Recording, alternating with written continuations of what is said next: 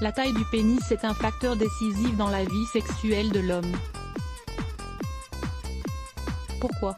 Car la pression culturelle et sociale accorde, à tort, à cet aspect une importance majeure. Mais, avoir un petit pénis, est-ce réellement un grave problème?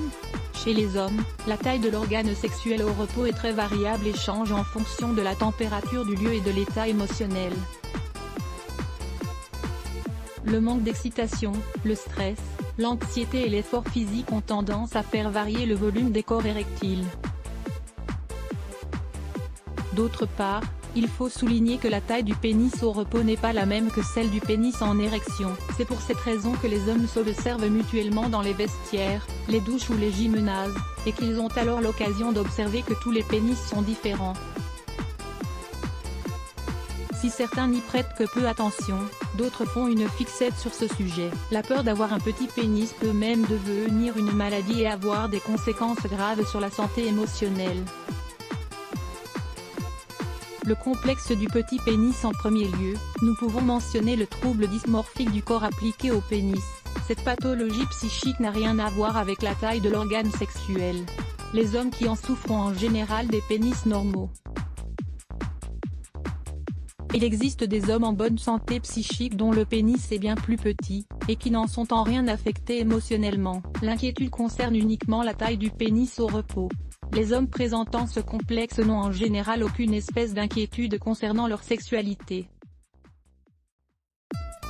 La taille du pénis en érection ne cause aucun type de problème, c'est plutôt la taille du pénis au repos qui dérange. Pour ne pas avoir à gérer ce complexe, certains hommes évitent d'aller, par exemple, au vestiaire, à la piscine, ou bien fuient toute activité qui présenterait un quelconque risque de devoir se dénuder en public. Lisez cet article, est-ce que la taille du pénis compte vraiment? Base anatomique de la pénétration, pathologie associée à la taille du pénis. Parmi les anomalies les plus fréquentes, on trouve la courbure de l'organe sexuel, nommé syndrome de Peyronie. Cette condition peut se corriger au moyen d'extenseurs de pénis ou bien de la chirurgie. On trouve aussi des cas d'hypospadia. Ce n'est en général pas un problème important, si bien que la chirurgie n'est même pas envisagée si la pathologie ne présente pas un obstacle pour que le sperme atteigne le vagin, et si l'homme parvient à uriner normalement. L'absence de testicules ou de testicules internes est très peu commune aujourd'hui, car cela se corrige en général après la naissance, mais il existe encore quelques rares cas. Enfin, on peut aussi parler de l'affection du micropénis. Un micropénis est donc un membre avec une longitude inférieure à 7 cm en érection chez un homme adulte. Effets psychologiques associés. La taille de l'organe génital masculin peut impacter psychologiquement les hommes et provoquer chez eux un traumatisme. Découvrez ci-dessous certaines des conséquences émotionnelles de cette condition. Syndrome du vestiaire, mentionné auparavant, c'est la préoccupation de se dénuder en présence d'autres hommes. Peur des relations sexuelles. Il est très commun que les hommes aient peur, au moment d'avoir une relation sexuelle pour la première fois avec leur partenaire, que ce dernier refuse après avoir vu leur pénis. Perte d'estime de soi, insomnie, peur du ridicule à voir. Vaincre l'insomnie avec ces 4 astuces. Que faire?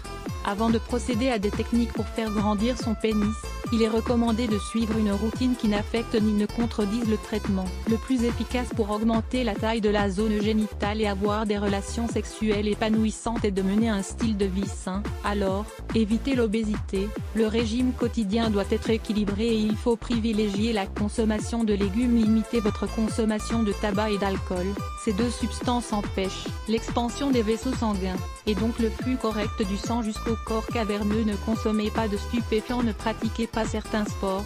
Si vous avez un petit pénis, alors mieux vaut éviter les sports qui impliquent des coups ou des mouvements brusques sur la zone génitale, tels par exemple que le cyclisme. Veillez à votre tenue vestimentaire. Un excès de pression, comme pouvant par exemple être impliqué par le port de pantalons en maille ou une posture forcée, peut donner des résultats graves. De manière générale, dans la vie, s'accepter soi-même est indispensable. Cependant, cette acceptation de soi et de son corps peuvent être menacées par l'entourage. Avoir recours à un spécialiste aidera les hommes à surmonter les difficultés liées au petit pénis. Sexe, Doit-on privilégier la quantité ou la qualité? Dans le sexe, chaque couple est un monde. Gardez à l'esprit que dans les relations sexuelles, c'est la qualité du sexe qui prime, et non la quantité. Lire plus Let's Block ADS. Why?